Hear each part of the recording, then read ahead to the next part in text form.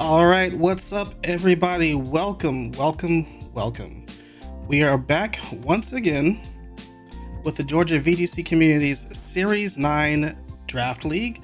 I am your host, Umbi. Sitting next to me is Manny. How are you doing today? I'm doing fantastic. I'm so excited for these grants. We've had a fantastic playoff and we're gonna conclude it today. It's gonna be fantastic. All right, and if you're tuning in now or you're watching this in Futureland on YouTube once this video is uploaded, and you haven't been along for the ride, for the past, this is the 10th week. We've been going through a competition and we reached the playoff stage of a league. 12 players gone through a 7-week regular season of matches. Ended up with 6 players to go through 3 rounds of finals. And we're here at the grand finals, if you will, with our number 1 and number 2 seeds of the competition, actually, Mocha and Papa Shuckle. Been a long way to get here, so I'm really excited to see how the matches will unfold. But let's go ahead and get a breakdown of what they're bringing to the table here. Manny, if you would, please.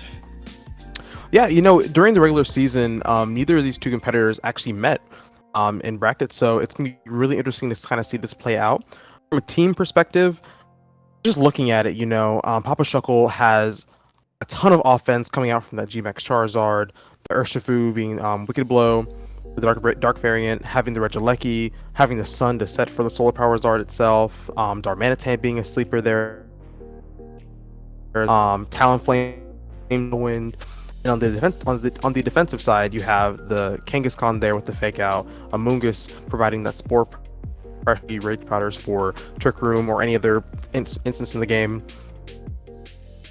absorbing any of those water type attacks, maybe trying to target down the Charizard. Together, I really do think it's going to pose an interesting challenge to Mocha.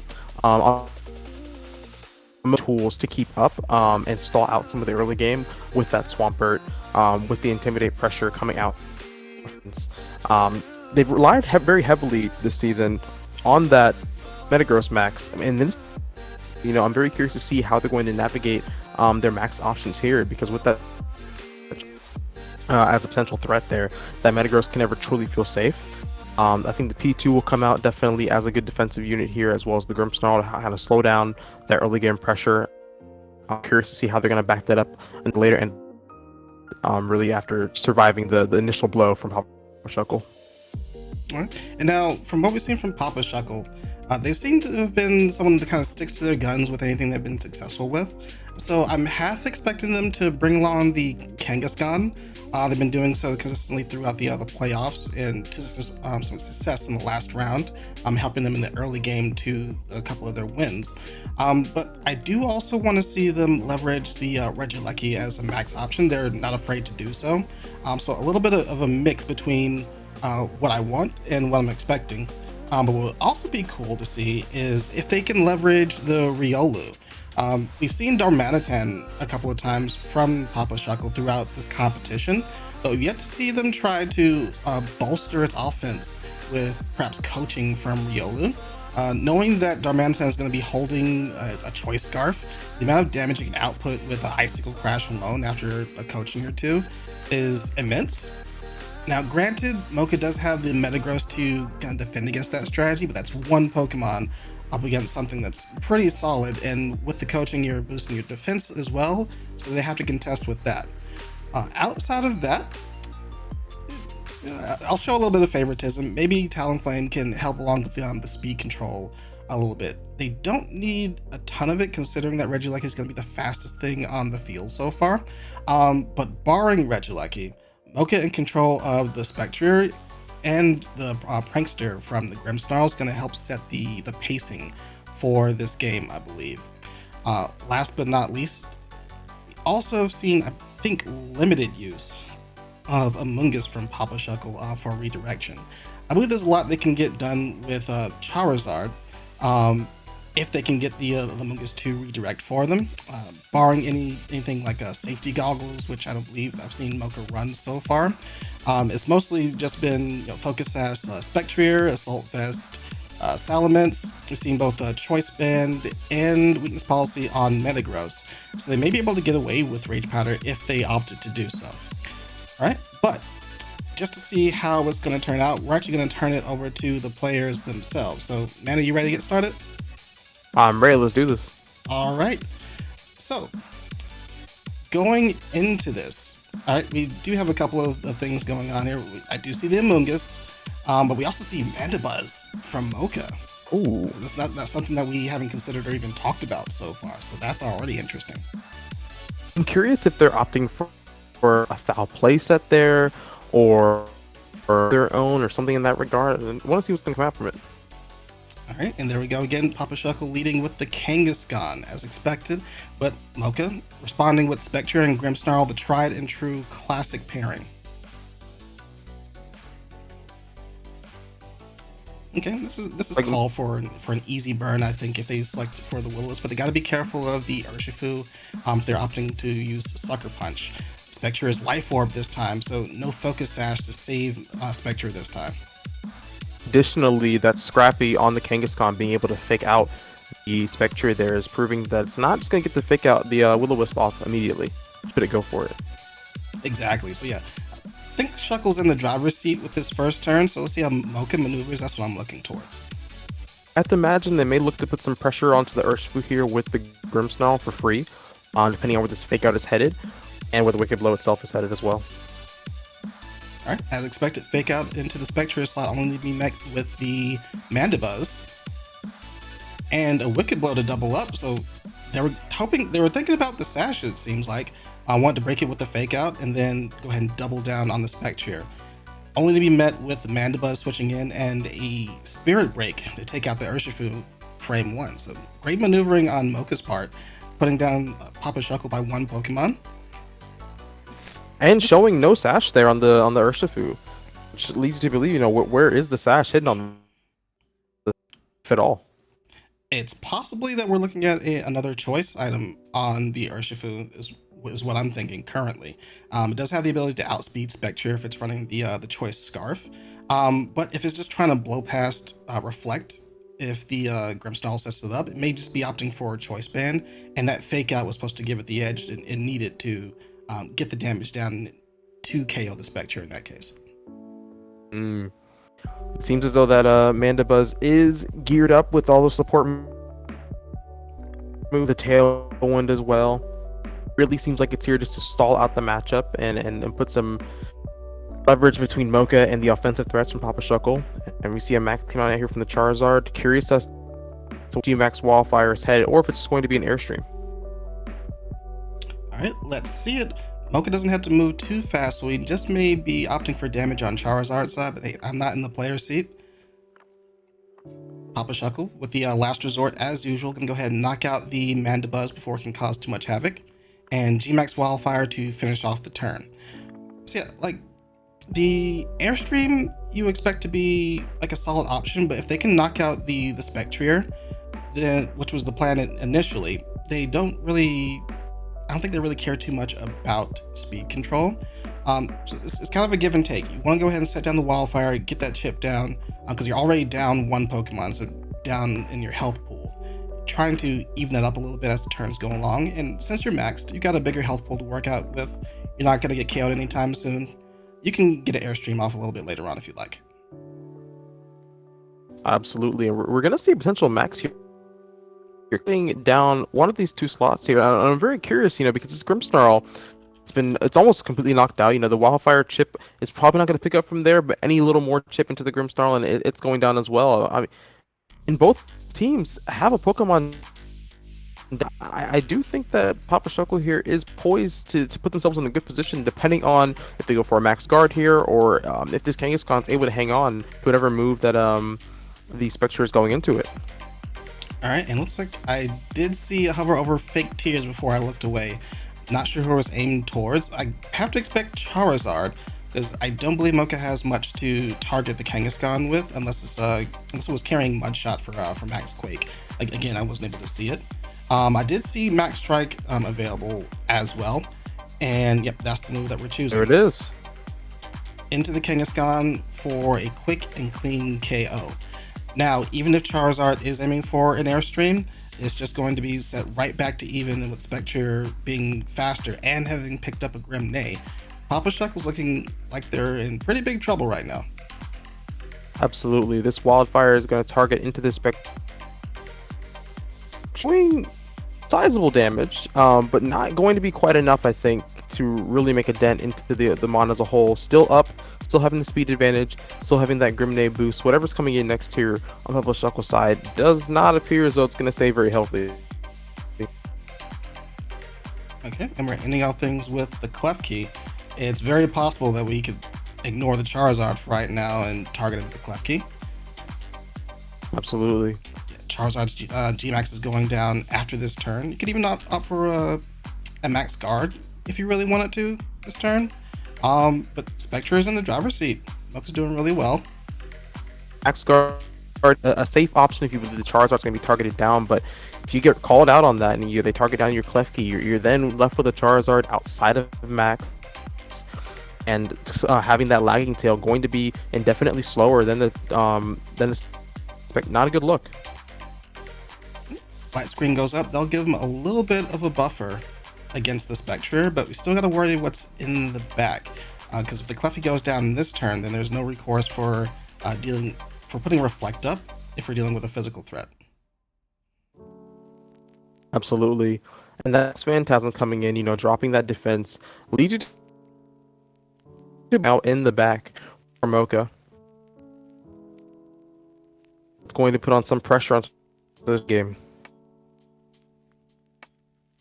Alright, and with the last turn of his G-Max, Charizard takes down Spectre.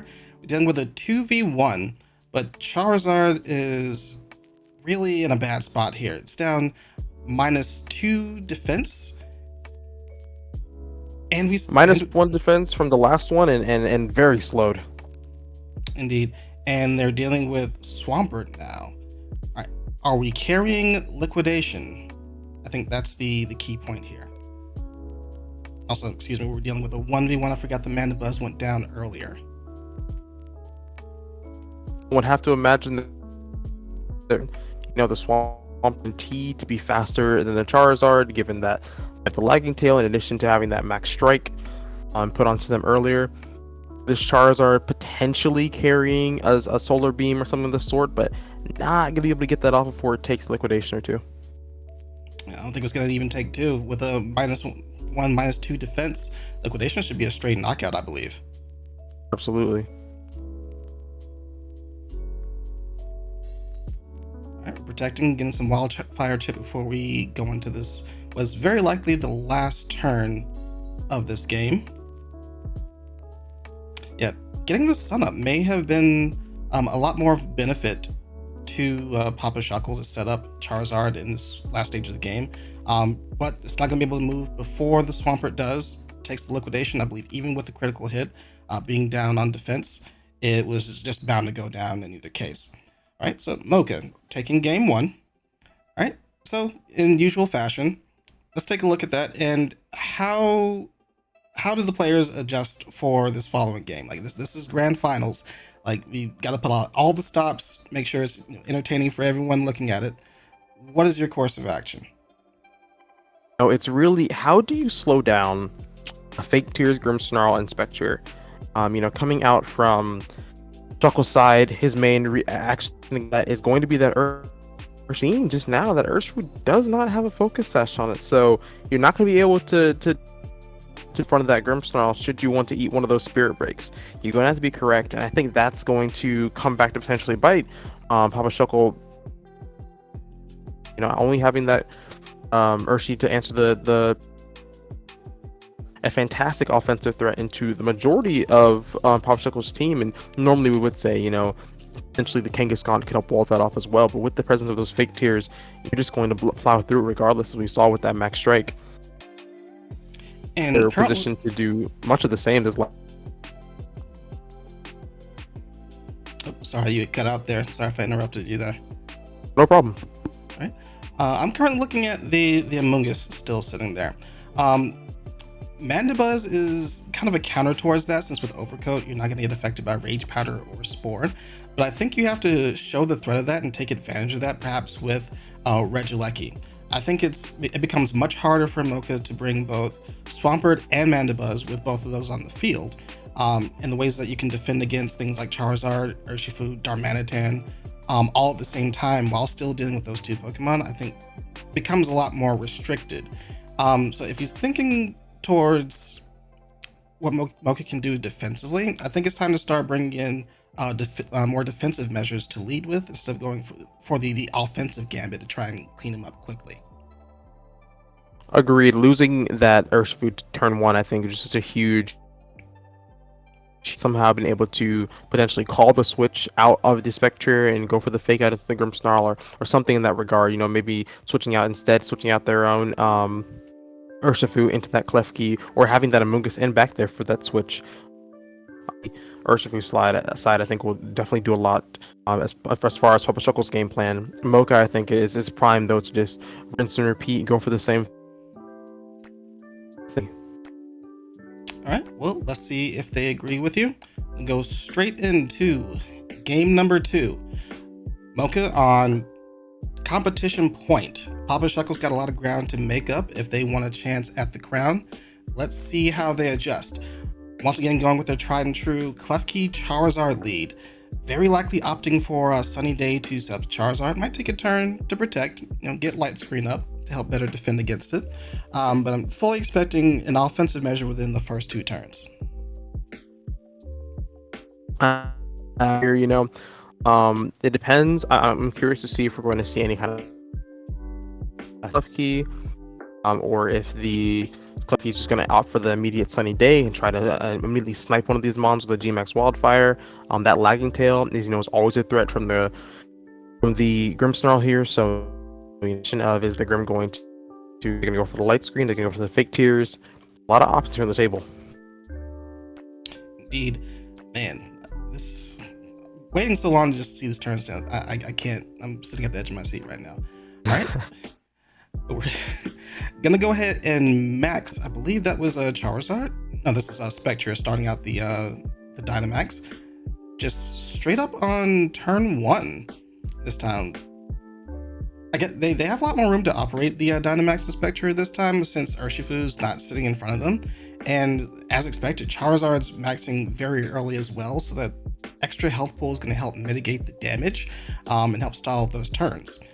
Still, Grimmsnarl with Fake Tears, I think this puts Mocha at much more of an advantage, regardless of Sunny Day coming out, which is very likely here. Absolutely, potential to lose this Charizard on turn 1 had there been a Fake Tears, but just going to be a fake out actually into the Klefki, Central Sunny Day or Light Screen, and a Max Strike going into the Klefki as well.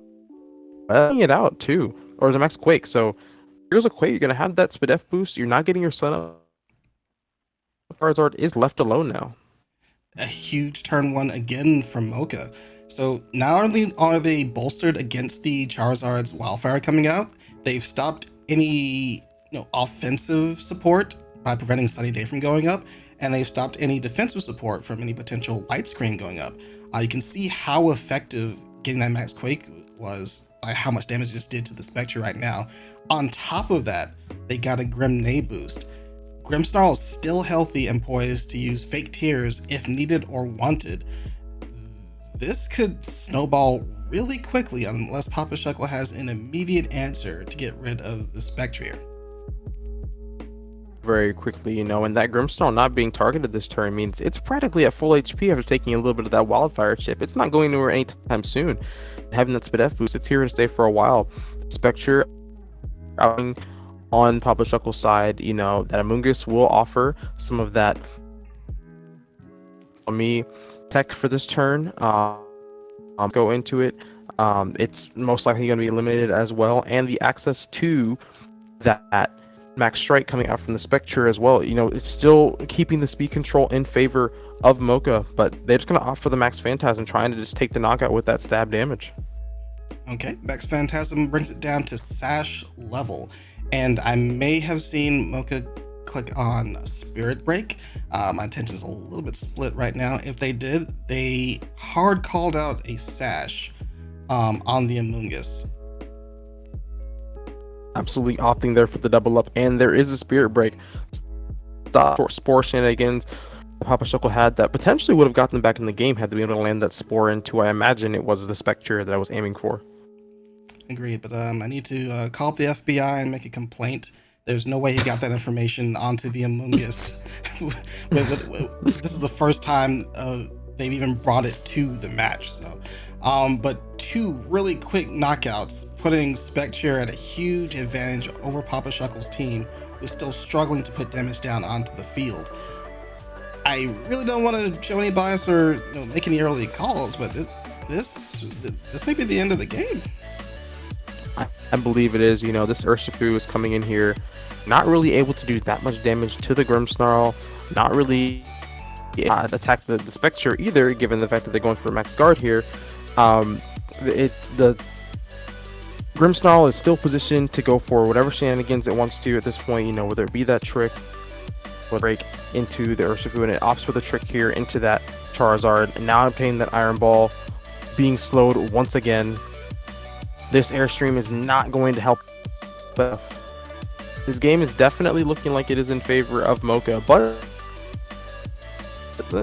able to pick up that Spirit Break, the Sucker Punch into the Spectre, and the Charizard is at max HP, so can't call it quits just yet.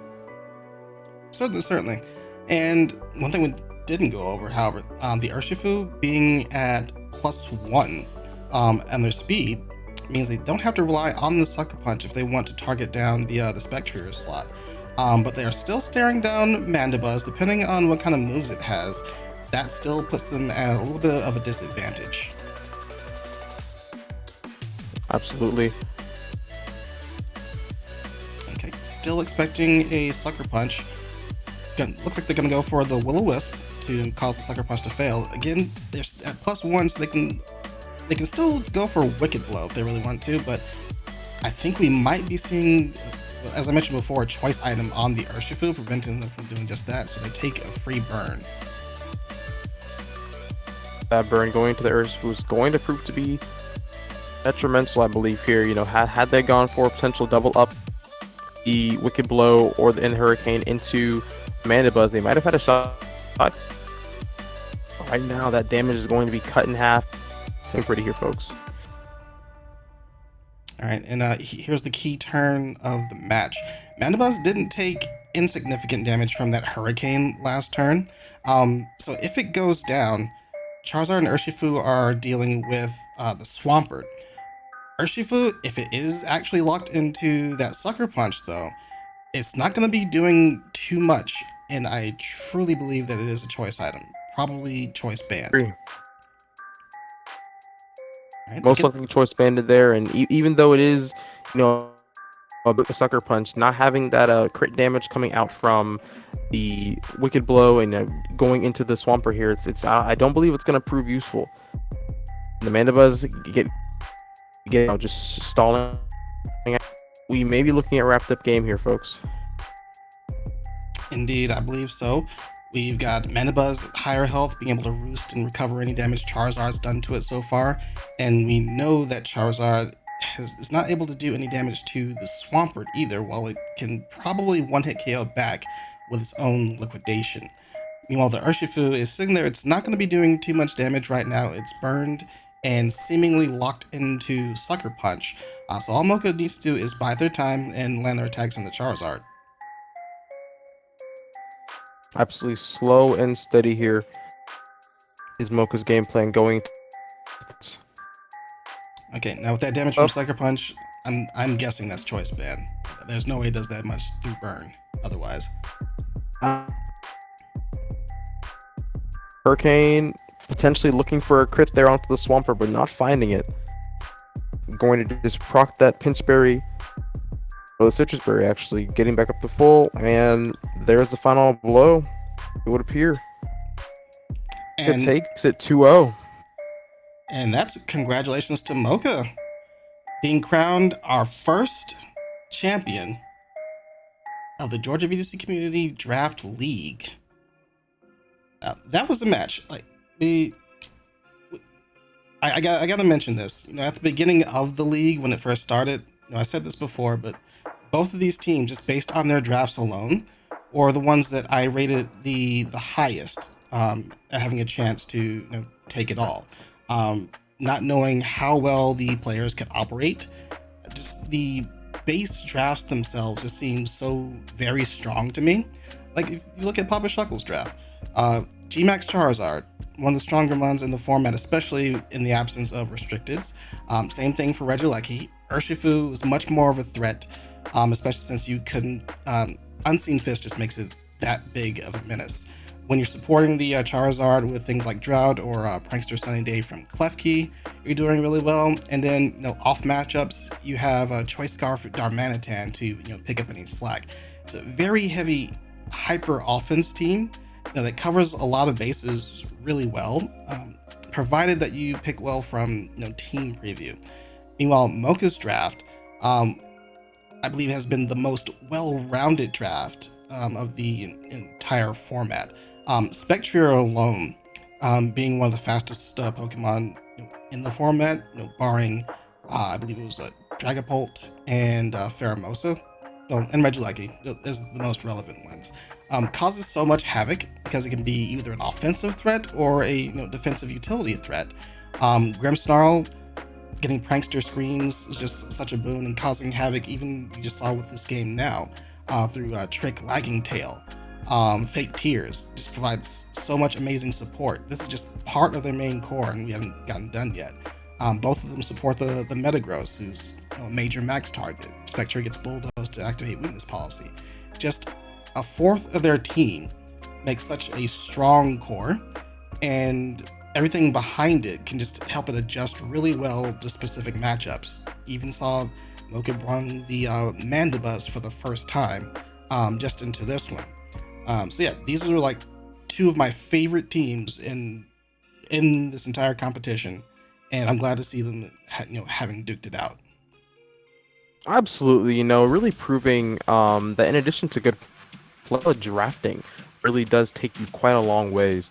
Having our 1 and 2 finals and our 1 seed taking it overall, really showing the power that they displayed throughout the entire season and carrying that over to finals. You love to see that in a playoff situation. And I gotta give a lot of credit to Papa Shuckle there. Game and really pulling it there close, almost there, just coming up short in front of the Swampert. But game 2, the game plan of Mocha really fleshed out, knowing that they could bring Pokemon, but played differently, willing to go for the turn 1 max in the Spectre, not seeing the Urshifu there, having forced their initial game plan, and just carrying it all the way, really showing the prowess they're building and in their team for this grand finals. And just want to give once again a lot of credit to their team building and preparation for this league. Indeed. But yeah, even though it was a 2-0, I would say it's an entertaining match. And at the end of the day, we have one champion. And again, congrats to Mocha for putting on a great show. Both players for putting on a great show. Now that being said, that's the end of this competition. You can see most of the action on the Georgia VGC YouTube channel, which I'll post a link in the chat for you right now. And again, if you're in Futureland, you're already on the YouTube channel, so don't sweat it. But in regards to that channel, we do have some more action coming up, which I'll go ahead and fill you in right now.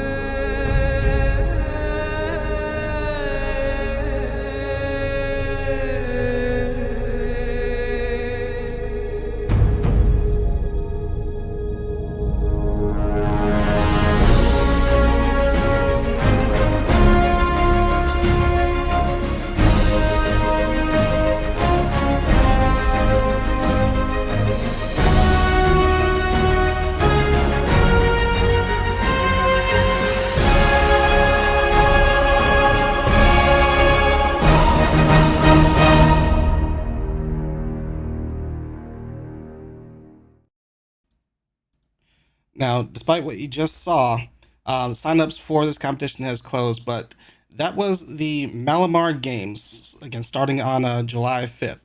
So, this competition that you just watched, this was hosted and managed by Bruneaux, who decided that he liked doing this so much, he'd bring us yet another competition.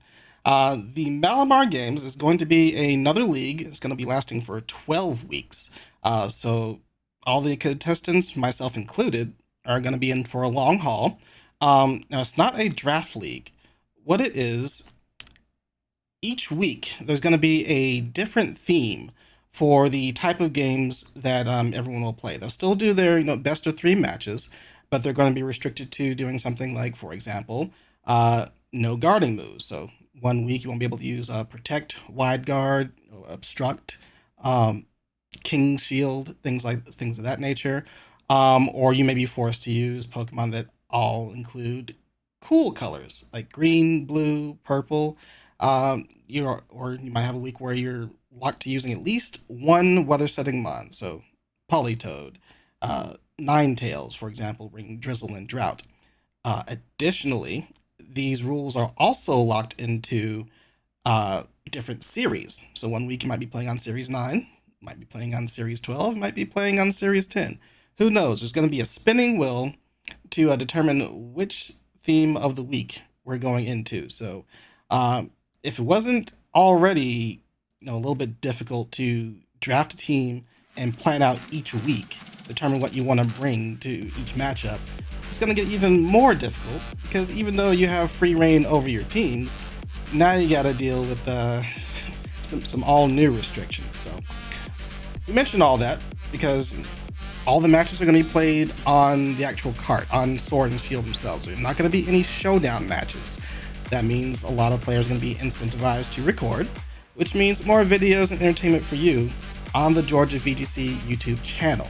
So make sure you visit that page, click for notifications, and as soon as the weeks start their matches, you're gonna get fed more action right to your YouTube page. So please check it out. Again, thanks to Bruno for hosting both of these competitions. Real great job so far. All right, and that wraps this up for us. Manny, did you have any parting words for us before we leave? No, I just wanted to give my thanks to be a part of this playoffs for this Georgia VGC League. It was really awesome to hang out and watch these games play out and see part of the whole entire experience. And look. All right, and I do appreciate you, being on this broadcast with me and kind of carrying the commentary for me. So it's always helpful to have like another voice, another opinion while we're going through the analysis and the turn by turn. So really, I do appreciate it. No problem. Oh, it's a pleasure. All right. Well, that wraps it up for us. So thank you for tuning in. Thank you for watching. Again, stay tuned for more action from the Georgia VGC community. We're gonna try and bring the best quality VGC action to you and your YouTube page. So just keep an eye out for us in the future. Until then, appreciate you stopping by. Take care. Yes.